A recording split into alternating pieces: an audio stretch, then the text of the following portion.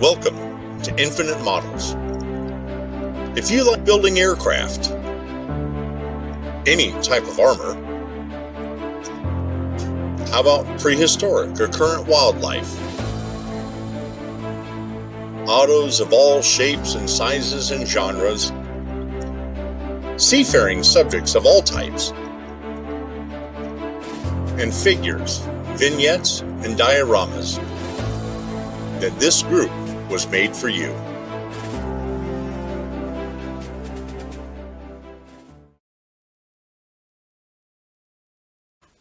Because of the time of season it is, it's Christmas. It's a time for giving. It's a time for generosity.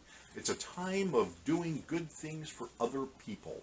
So I want to tell you guys a couple of stories about good people doing good things for other good people. And one of the stories is really close to home. It happened with one of our own. And the other one is a story I came across in a site called The Giant Killer.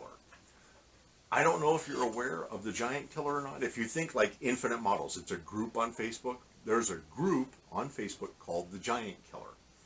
And it's named that for a book. There's a book out called The Giant Killer. And that book is nothing but stories of absolute heroism. Things like, oh my goodness, you would not believe some of the stories that are in there. They are almost unimaginable, some of the stuff you'll come across.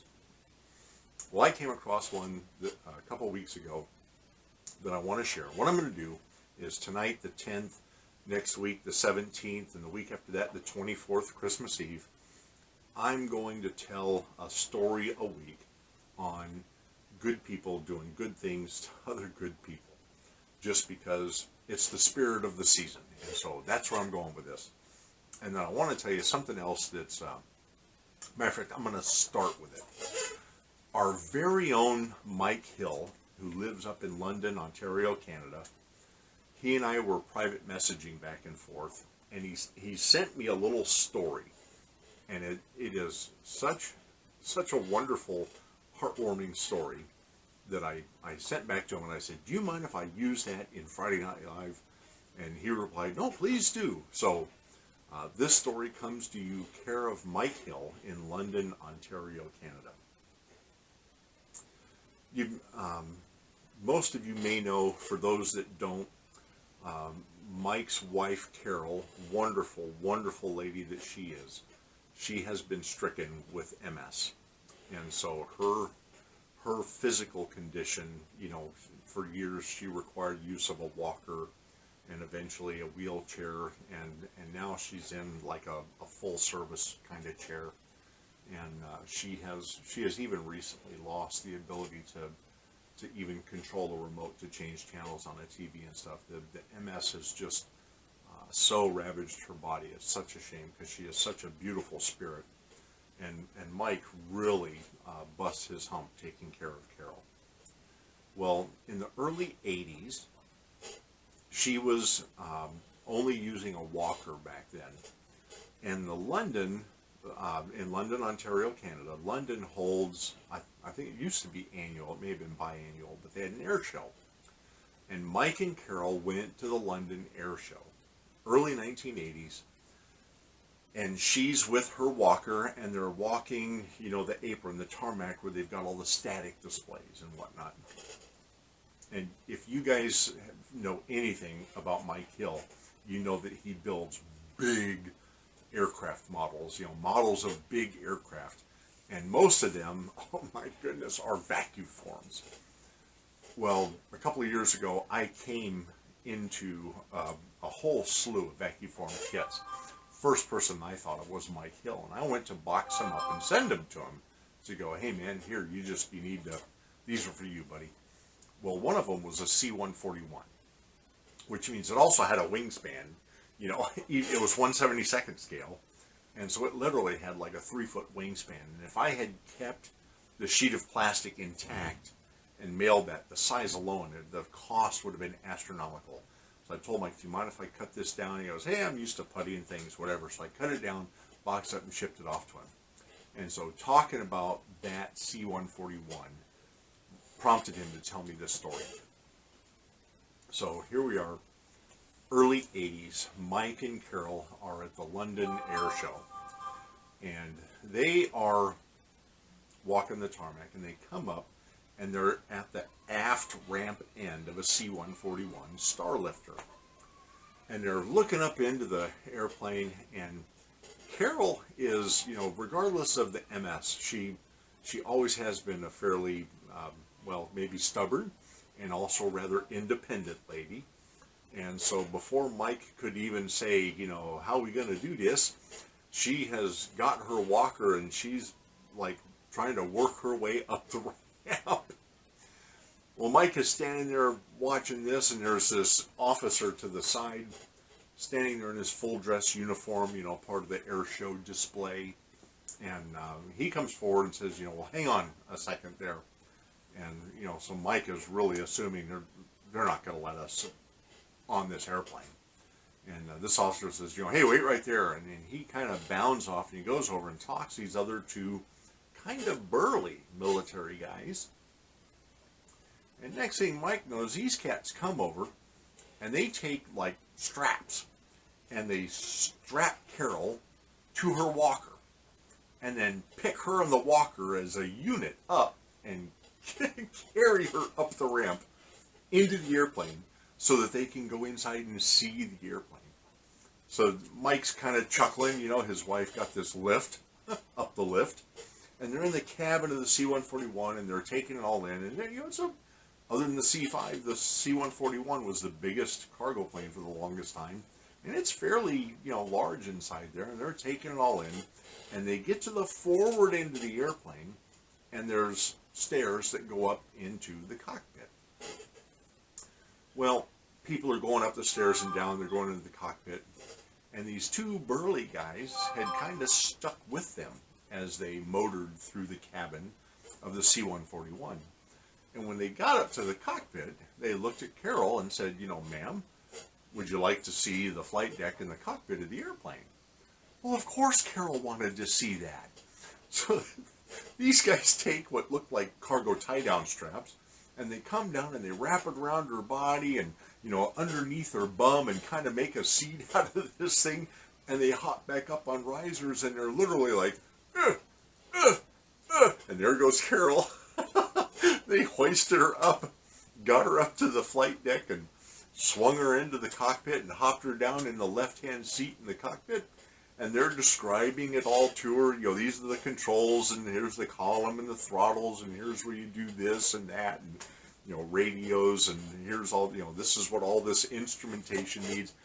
And Carol was just in seventh heaven that these guys took the time to, number one, they carried her up into the airplane, allowed her the freedom to walk through it, like somebody without MS. And then when she got up to the front end of the airplane, they went out of their way to make a body harness for her out of the canvas and whoop her up into the cockpit, plop her down in the pilot seat, and let her have a real look around. And Mike ended his story to me by going, just good men, all of them. And it struck me, here we have people going out of their way, good people doing good things for other good people. And so, Mike, when you get a chance to watch this, thank you for sharing that story. Now, everybody in Infinite Models knows about it. And you and Carol, that's a wonderful story. Thank you for sharing that with us. Now I want to go back even further in time, because that was the early 80s Mike shared with us. And I want to talk to you about 19 August 1967. On that day, the Vietnam War, there was a CH-47 Chinook that was flying north along the coast, the coastline of Vietnam, South China Sea. Chinook's headed north, and it had a whole bunch of wounded people inside the cabin, along with its crew, co-pilot, gunners, crew chief, first mech, and all that are in this helicopter. Well, when it was about a mile south of Chu Lai, the CH-47 came under some very intense ground fire. And the The pilot almost immediately became concerned, not just for the damage the helicopter was taking, though that was a big concern, but they had so much coming up through it. They had, litters with wounded in them. And now he's worried about people getting, more wounded or, dying, suffering.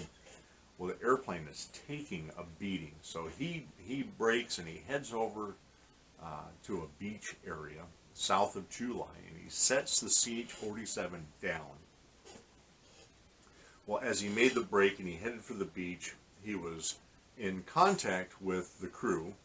And so when they set down, they drop, the back of the helicopter has two ramps, an upper and lower. The lower one goes down, the upper one goes up, and it creates kind of a walkway out of the helicopter. So they drop the ramp and raise the door. 4 crewmen run out of the helicopter to go inspect it to make sure it's still airworthy. They're not, leaking things that'll cause seizures in the mechanical parts. And so these guys start their walk around. Well, as they're inspecting the helicopter, out of nowhere, a grenade goes off about 10 feet in front of the helicopter, in front of the blades, boom! And as the grenade goes off, the pilot looks over and there's Viet Cong walking out of the tree line into the sand, and they're raising their weapons and starting to fire. Well, the 4 guys that were inspecting the helicopter, they immediately said, because they got out, they weren't like heavily armed. They didn't come out with machine guns and bazookas and rocket launchers. They had their, sidearm as their TO weapon on them. That was it. Well, these cats make a break for the aft end to get back on the helicopter and into some safety. Well, the pilot, seeing all those people coming out of the tree line and taking fire like that, he instinctively yanked on the collective and started to just get the heck out of Dodge City. And he left those 4 guys on the beach. The helicopter pulls up and he kind of turns around and starts to head out to the South China Sea, and as he broke, that's when he saw his 4 soldiers that he left stranded on the beach. Well, the CH-47 pilot comes up on the radio and he says, gives out his call sign. He says, "My God, I'm overweight. We've been taking fire. I've got lots of wounded on board.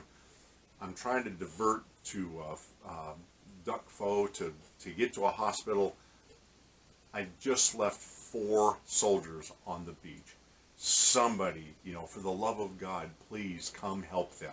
The VC are coming out of the tree line. They're going to take them prisoner." Flying nearby that day happened to be a Marine UH-1E Huey helicopter. And that UH-1E that day happened to be flying the medevac overwatch, or medevac cover. The helicopter had 2 7-tube rocket launchers on each side, 14 rockets. It had 2 fixed forward-firing M60 50 caliber machine guns. In his crew of 4, he had in the back seat, there was Lance Corporal John, what's his last name? John Phelps, and a gunnery sergeant by the name of Leroy Polson.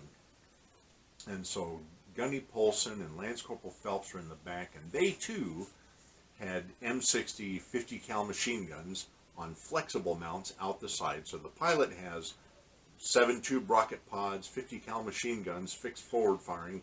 They got flex guns out the sides. And his co-pilot was another captain by the name of Rupert Fairfield. And Captain Pless hears the call. His name was Captain Stephen Pless. He hears the call for help from the CH-47, and he tried twice to respond to it and received no answer. But he heard from other aircraft that there was 2 or 3 fast movers, jets, orbiting about a mile offshore. And there was also 4 Army Hueys orbiting about a mile offshore. But none of them, unfortunately, were either willing or able, not sure which, but they weren't coming into that area. And so Captain Pless looks over at his co-pilot, Captain Fairfield, and he says, "We going in? Are you with me?" Captain Fairfield looks over his shoulder into the back of the cabin at the gunny and the Lance Corporal.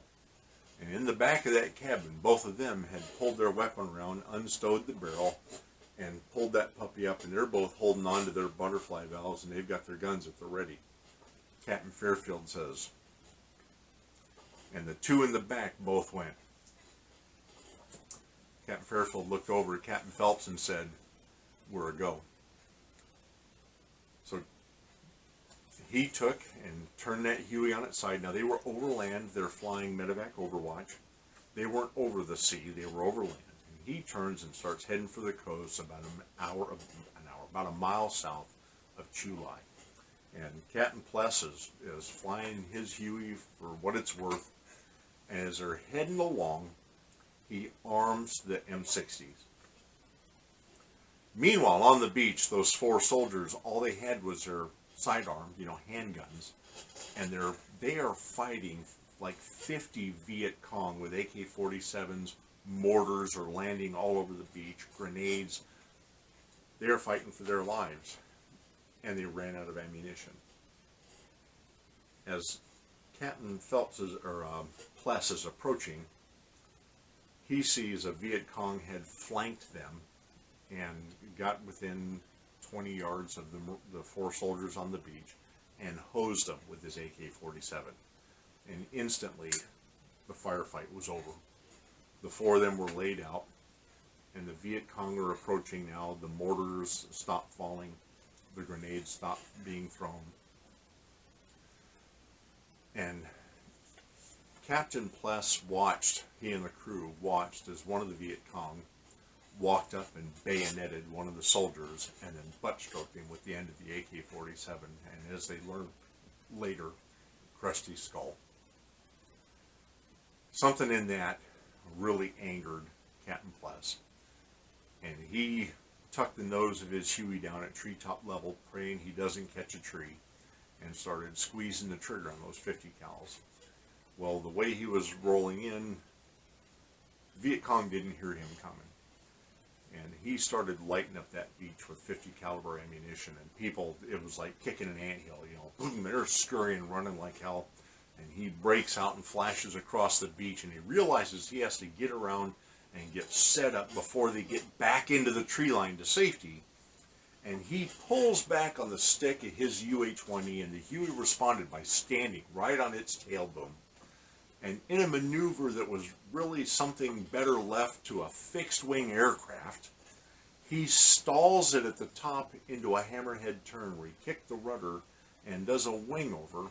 And as he's facing back down to the ground, he starts pulling back on that stick. The nose comes up, and the tree line and all the receding Viet Cong are now directly in front of his 14 rockets. And in the ascent, he armed the rockets and ignited the tubes so that they're warm. And as he came around and pulled the nose up, he pressed the button and just started throwing 14 of those little Tiny Tim rockets into that tree line. Explosions and debris and body parts and things are flying all over, and he comes back into the beach and makes a hard break to the left to avoid hitting the trees and heads down the beach a bit to get extended, and he kicks that rudder right in the ass again and spins his helicopter around and heads down the beach. And the pilot is firing the 50 cals between the soldiers and the tree line, and he's stitching the beach. Meanwhile, Gunnery Sergeant Polson out the side is lighting up everybody he can find in the tree line with his 50 cal. And he goes by the soldiers and kicks the ass end of that helicopter around again and comes back up the beach lower. And Lance Corporal Phelps is out the other door, lighting up everything in the trees that he can, while the pilot is stitching the beach to cause a cavern between the tree line and the Viet Cong and the four soldiers who are stranded and dying on the beach. And he made several passes like that until on his fourth pass by, he saw one of the soldiers on the beach raise a hand and signal to the helicopter.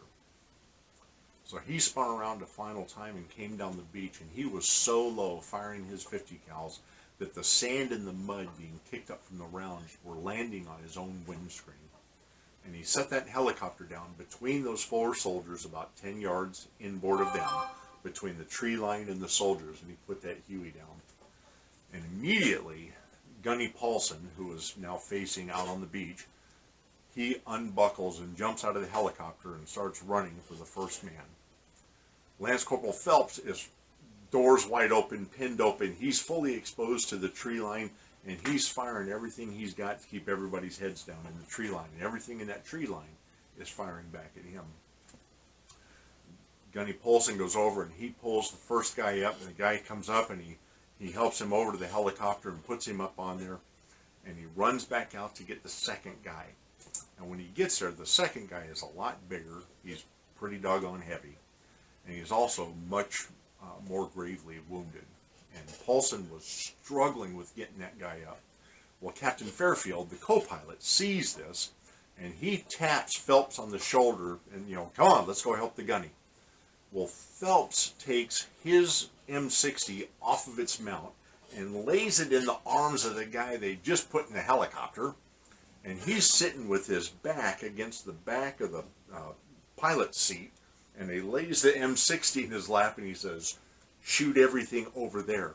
So the wounded guy has got the 50 cal now and a string of ammo, and he's digga into the tree line. Captain Fairfield unstraps Lance Corporal Judas Priest Phelps. They jump off. Well, the captain undoes Gunny Paulson's M60, and they go running out to help him. When they get out there, the captain sees some Viet Cong coming up to the front of the helicopter, and he spins, and just like something out of a John Wayne movie, belt of ammo around one arm, M60 in the other, he goes digga, and lays out those three. And they get to the wounded guys, and Phelps jumps down and helps the gunny, and they pick up this guy and carry him back to the helicopter. The captain is trying to inspect the other guys, and he's laying down covering fire. They get the second guy to the helicopter, make their way back to the captain. They look at number 3. He's conscious, wounded, but he's conscious. They turn to the fourth guy, and it was obvious that he hadn't made it. The butt stroke to his head, and when he was bayoneted, that guy was dead on the beach. So they opted to just ignore him for now and get the living guy to the helicopter. So they turn, and the three of them, Captain Fairfield and Gunny Paulson, have him by the arms. Lance Corporal Phelps picks up his feet. They've all thrown their weapons on their backs. And the 40 feet, basically to the helicopter may as well have been 2 miles. And they're humping this big, heavy guy across the sand on the beach. Meanwhile, another Viet Cong pops up on a small rise, grenade in hand. Lance Corporal Phelps on his feet sees it, and he just instinctively dropped the wounded guy, draws his service revolver, and he sends all 6 rounds into the torso of that VC. Boom, boom, boom, boom, boom, boom, boom. He tumbles over backwards off the hill, and he picks his feet back up, and they start humping this guy back to the helicopter. More VC are working their way around. There's there's the one wounded guy holding the helicopter in the thing, or a machine gun in the helicopter, trying to play defense. Guys come up behind the Huey, and the captain drops the arm he's carrying and swings the M60 around, and he starts chopping down people, like wheat. And they finally get the third guy on the helicopter. Well, at this point, help has finally arrived. An H-34, Choctaw to the Army, it shows up, and it comes and lands on the beach, and 3 Army Hueys are there, and they start running a gauntlet kind of pass where the 3 of them are running the beach and shooting the tree line. And so the good news is there's help. The bad news is that also means a lot of increased firepower from the bad guys trying to take down all the helicopters that are now on the beach. Captain Phelps notifies the Captain Pless notifies the H-34 of the dead soldier on the beach, and he's going to take off and get the 3 living out of there and down to a hospital as quickly as they can. And so, in another move that was really meant more for a fixed-wing airplane, he is grossly overweight, adding those 3 people to the cabin. The UH-1E was a single-engine Huey, and with all of their armament, the rocket tubes, machine guns, grossly overweight. And he pulls up on the collective, and he gets the helicopter about 2 feet off the ground, and he turns and immediately heads out over the South China Sea. And he's really hoping that as he's flying, he will gain airspeed and consequently altitude. And as they get over the breakwater along the beach, the helicopter starts to climb and then just like swoons and starts to descend right back onto the water. The skids start slapping the tops of the waves, then the belly of that aircraft, and it's splashing water up into the cabin where they're trying to, wondering what they can do. And the pilot starts screaming, throw off anything that's not mission critical, armor plating, weapons, belts and whatever. He jettisons the pods, the rocket pods off of the DAS on the sides. These guys are throwing stuff out, taking off their body armor and their weapons. They're just, packs and gear. They're heaving stuff out of the helicopter.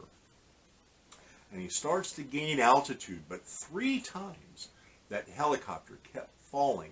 These guys are emptying out, and fortunately it's running off some gasoline, so the helicopter itself is getting a little lighter. Well, after the 3rd dip, where they're literally skipping like a stone off the waves, he made it out and he gained a little altitude, and they flew down to Chulai.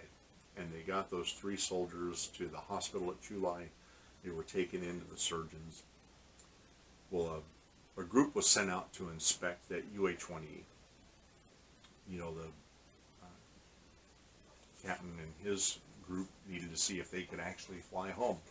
And so Captain Pless and Captain Fairfield and this inspection team, they start looking over the Huey to see if it's airworthy. During that inspection, they discovered that something in the enemy rounds had actually severed the tail rotor drive shaft. And a main fuel line from the fuel bladder inside the cabin low on the aircraft up into the engine, it had been pierced by a bullet as well.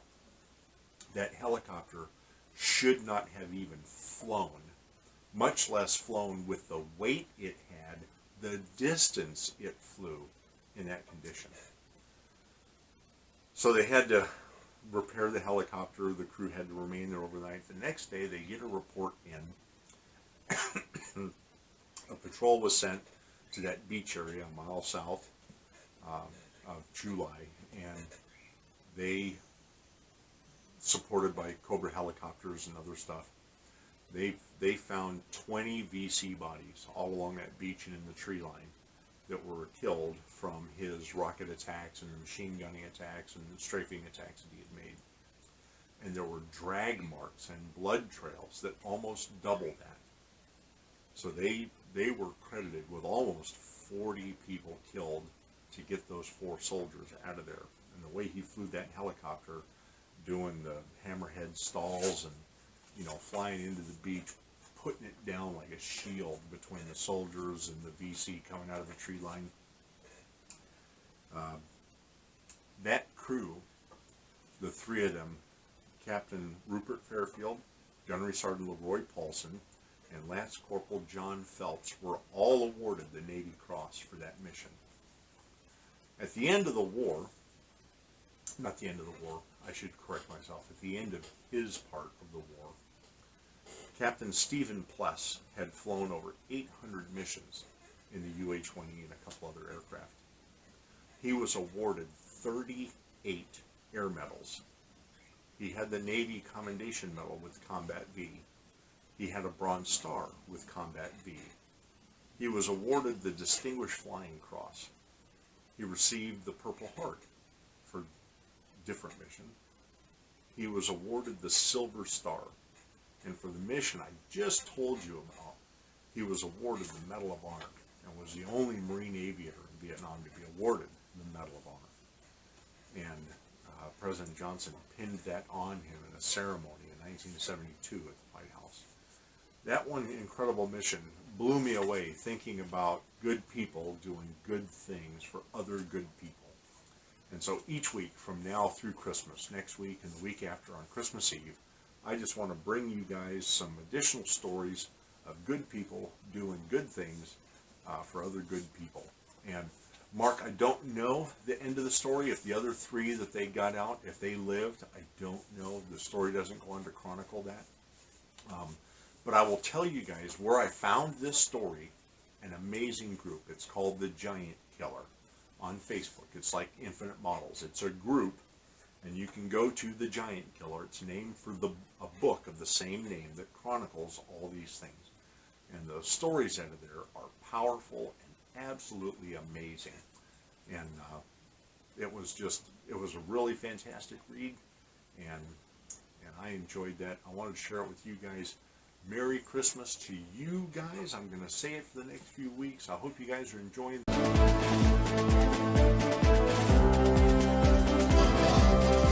We hope you have enjoyed this Infinite Models presentation.